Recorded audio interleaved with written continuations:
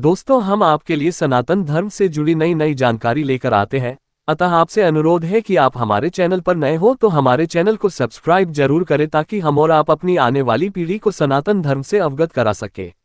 दोस्तों, धर्म से जुड़ी जानकारी को पूरा जरूर देखें, अधूरा ज्ञान अंधकार की ओर ले जाता है। चलिए वीडियो शुरू करते हैं। पौराणिक कथाओं के अनुसार प्रभु श्री राम को मर्यादा पुरुषोत्तम के नाम से भी जाना जाता है और एक राजा की तरह श्री राम के लिए अपनी प्रजा के लिए समर्पण सबसे ज्यादा महत्वपूर्ण था।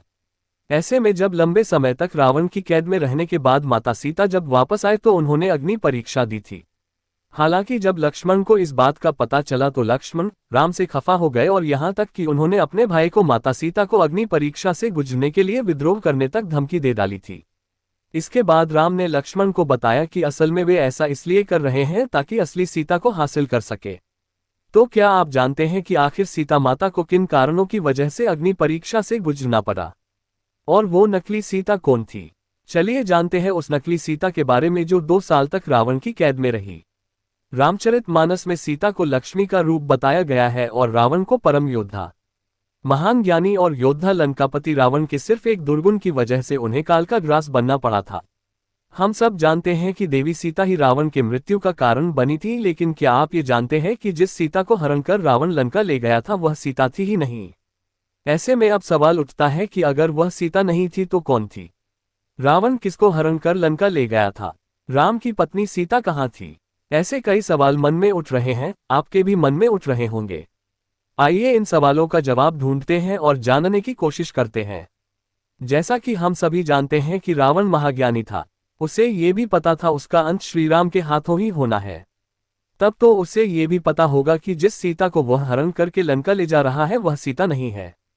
शायद ऐसा हो सकता है, लेकिन अब सवाल उठ रहा है कि जब सीता थी ही नहीं तो वह कौन थी? इस सवाल का जवाब जानने के लिए सबसे पहले रामचरितमानस में लिखा है, कुछ दिन करहु अग्नि वसा, ता हम करी निशाचर नासा। अर्थात भगवान राम सीता से कहते हैं, हे सीते, आप कुछ दिन अग्नि में वास करो ताकि हम निशाचर यानी राक्षसों का नाश कर सकूं। दूसरा तर्क ये भी है कि रामचरितमानस में सीता को लक्ष्मी का रूप बताया गया है, रावण को परम योद्धा बताया गया है। जब परम योद्धा शेषनाग लक्ष्मण की खींची एक रेखा को नहीं लंघ पाया तो फिर वो साक्षात लक्ष्मी रूपी सीता का हरण कैसे कर सकता था? इस सवाल का जवाब जानने के लिए हम लोगों को सीता हरण से पीछे जाना होगा। पौराणिक कथाओं के अनुसार एक बार वेद्रवती नामक एक युवती वन में अपने ध्यान में लीन थी। वेद्रवती ब्रह्मऋषि कुशध्वज की पुत्री थी। कुशध्वज को बृहस्पति का पुत्र कहा जाता है।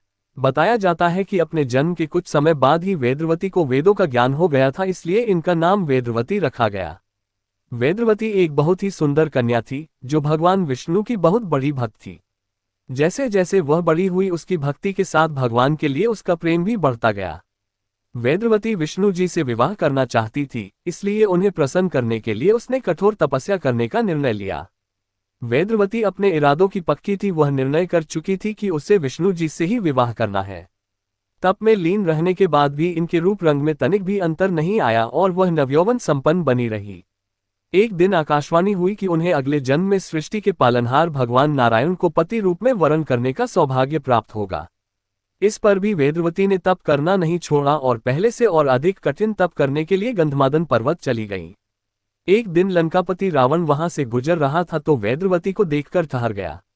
वेद्रवती ने अतिथि धर्म का पालन करते हुए रावण का सत्कार किया। रावण वेद्रवती की सुंदरता को देख सम्मोहित हो गया।